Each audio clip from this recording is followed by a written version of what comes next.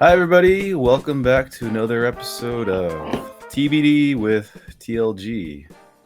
We're your hosts. This is Jonathan Nia and my partner, Gene Trowbridge. How you doing, Gene? I'm doing fine. How are you today, Jonathan? I'm doing great. Good, good. You notice anything new in the background, Jonathan? Ooh, yeah, you got a nice, cool, what is it? Smartboard. Smartboard, yeah. I got it. It's called a Vibe Smartboard. Tim at the office and I have been working on this, and we brought this in, and it kind of it's a computer. What it is, it communicates with your computer, and this is a PowerPoint slide that's up there right now. I can do PowerPoints. I can write on there. I can make diagrams and email it to people. It's all going to be part of our new education-based marketing program as soon as I know how to run the goddamn thing. We'll figure it out. So far, I've got this. It looks great. So far. We've got the logo up there, so that's great. So, Jonathan, fill me in. What is the topic today? So the topic for this week, I know it's TBD, so I guess I'm determining it right now. But what we're going to be talking about today is sponsor, the syndicator, his duties, his obligations to his investors, and potential securities law liabilities, right? And the reason why I want to talk about it is because recently there was a Supreme Court case that came out that it's kind of controversial, but I guess they limited the SEC's ability to go after fraudulent sponsors, to go after their ill-gotten gains, right? They limited the amount of money that the SEC can go after as far as the profits that the sponsor made from defrauding investors. I guess before they were kind of allowed to do punitive damages. They were allowed to get a lot more money from sponsors who were doing fraudulent stuff. So a lot of people were kind of upset, saying that, oh no, now sponsors can kind of get away with more than they were before. But I mean, when you think about it, that's just one aspect of a sponsor's liability to their investors, right? It's not just that the SEC's ability to go after disgorgement. They also have rescission, and there's also the criminal aspect of it too, right? There's the securities law is a criminal law, so you could be prosecuted in a criminal proceeding. But I guess what we're talking, I can tell you we didn't rehearse this because it's TBD, but I can tell you when the time is right. I'll tell you the story of a guy in LA who did something that was totally against the rules, and how disgorgement and prison and everything work for him. And all you're going to see after I tell you the story is that guy was dumb. Okay, so don't do that. Well, okay, let's get started. When you're going to talk about the liabilities that a sponsor has, there's a couple ways you can figure out what that is. One of the things is you can read my book. My book on page 9 through 10 talks about the duties that a sponsor has. And Jonathan, don't we also enumerate these duties in the PPM? It's in the PPM and the operating agreement as well. But should we also point out that if someone wants a free copy of the book, they should subscribe to our YouTube channel, right, Gene? That's right. Subscribe to the YouTube channel, and I'll put a free copy in the book in the mail to you. It doesn't help if, in fact, I don't know where to send it. So I'm not so up on what happens when you subscribe, but somehow you've got to let me know where to send it. Okay, I'll let you and Tim work on that one. Okay? Luckily, we got a team that could reach out to our subscribers, to figure out how to send the free book to you guys. Oh, so okay. Let's do that. It out. Yeah, this is great.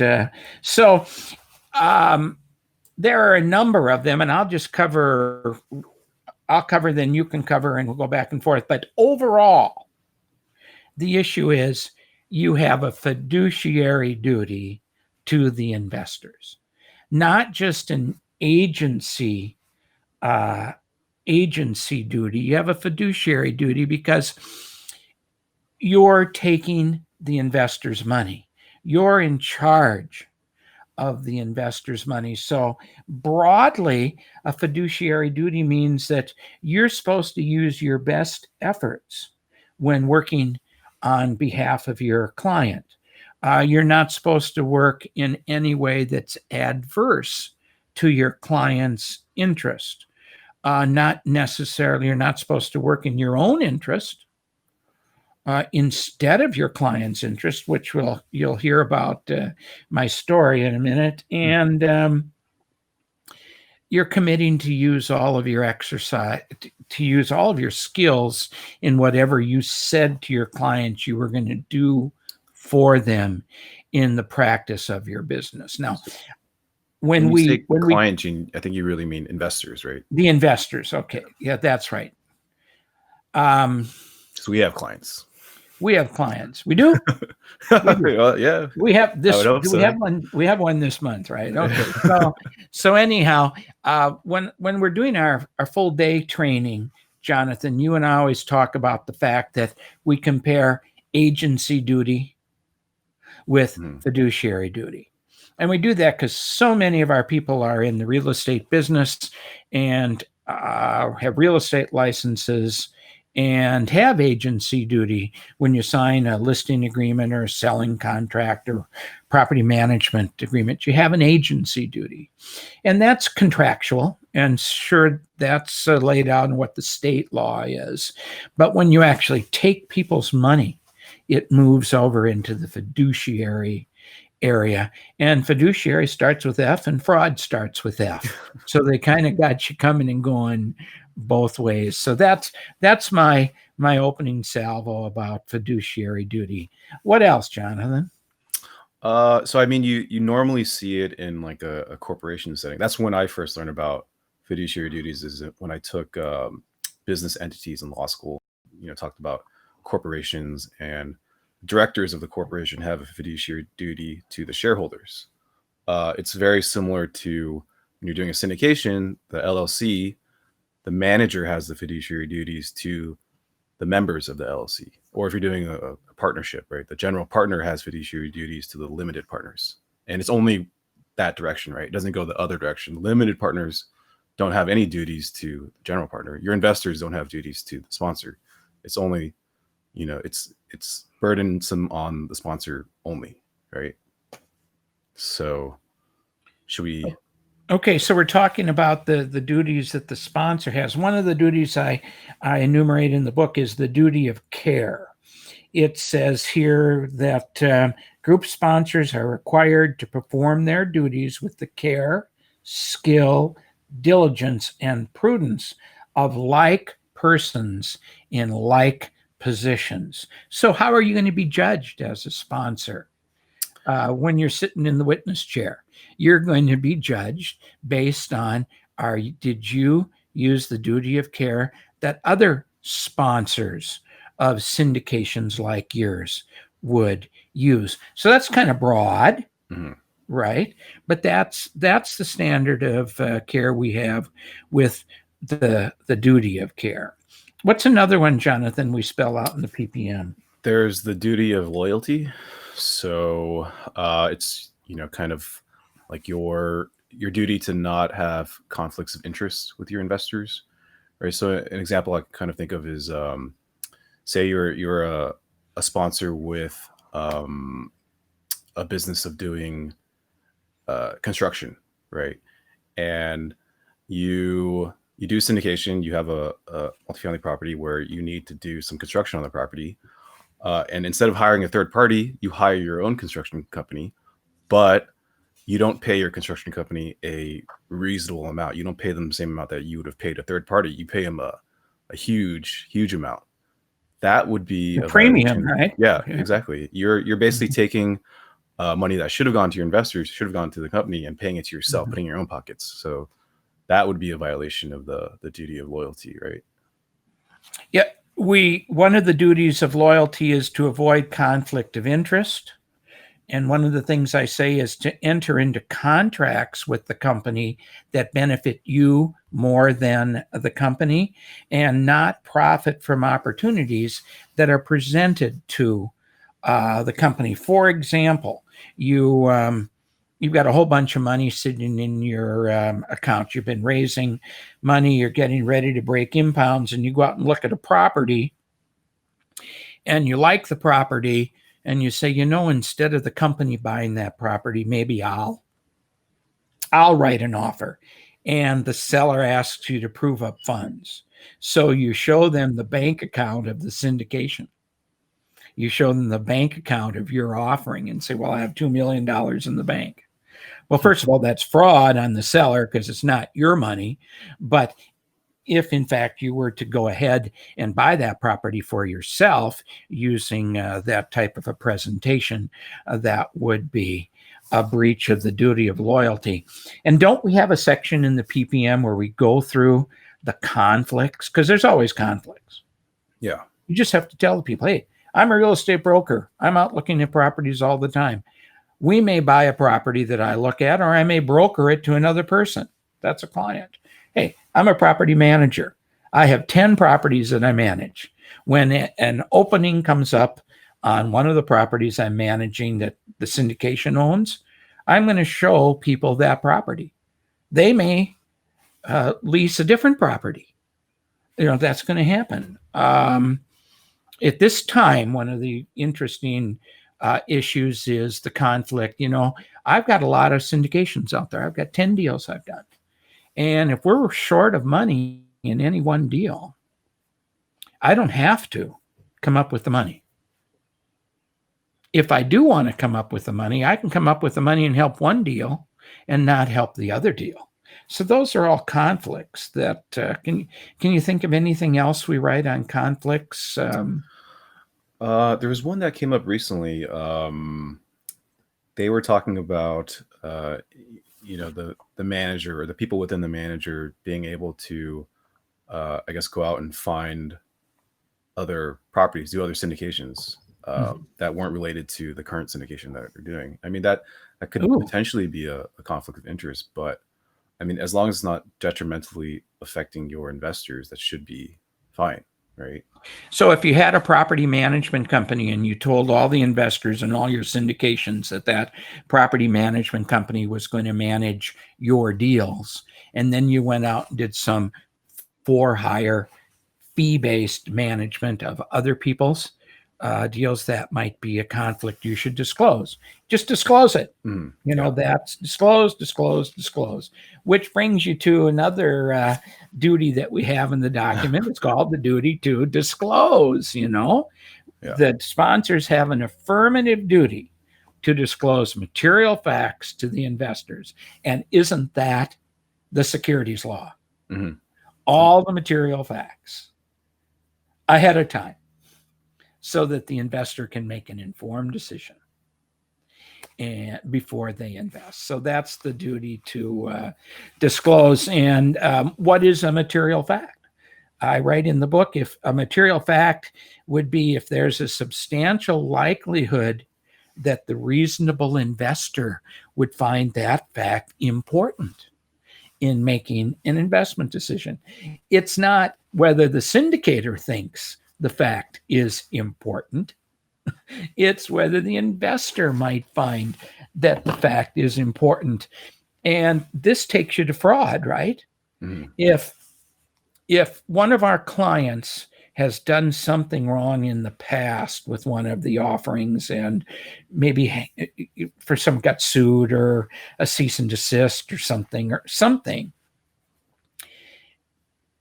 that's information that an investor should know ahead of time. Now, where we get into disclosure and fraud, right, Jonathan, is if you know a fact and you know that by telling the investor that fact, they're going to make a decision not to invest with you, right? And you don't tell them the fact, that's probably a misrepresentation, which is, once again, a criminal act. But let's say you know a fact, and instead of telling the investor the truth or ignoring it, you tell them a false statement about that fact. Now we're into fraud. And you're doing that because you know if you don't tell them this, or if you do tell them this, their action is they're not going to be able to invest with you, or they won't invest with you. So you either keep quiet or you tell them a lie. Disclosure, fraud, yeah. All the way. And that's the criminal one, yeah. Right? What about if there's a material change to the offering? I guess there's a duty to update your investors too, right? Right. At all times, I would think. Yeah. Certainly during the offering period, and if you're smart, during the period that you're operating the property. You should make changes. Okay, so we've gone through these duties, and these are pretty standard. One of the other duties that I think we used to have in our operating agreement, and I'm not sure we do anymore, is the prudent businessman rule. Are you running the business the way a prudent businessman would? And that kind of goes back to the duty of care, yeah. Like persons in a like situation, because that's how you're going to be judged. Well, tell us about this case, John. The recent Supreme Court case? Yes. So I don't really remember the facts of what happened, but the holding of the Supreme Court was basically that disgorgement. So one of the remedies that the SEC could use to go after, a sponsor who committed fraud is disgorgement, which is going after all of their ill-gotten gains. So whatever money that they made from defrauding investors, the SEC could take that back.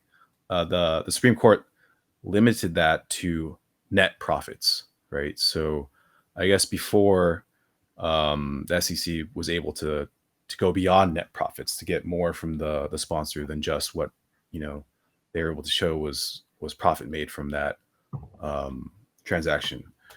So I mean, yeah, there is, it does kind of seem like it's limiting the SEC's ability to go after fraudulent sponsors, but there's other ways that the SEC can go after them, right? So there's the concept of rescission, which is forcing the sponsor to return all of the investors' funds that they accepted, right? So when does that usually come up, because I haven't really seen anyone. Oh, the rescission. Well, the rescission would come up if well, are you ready for a story?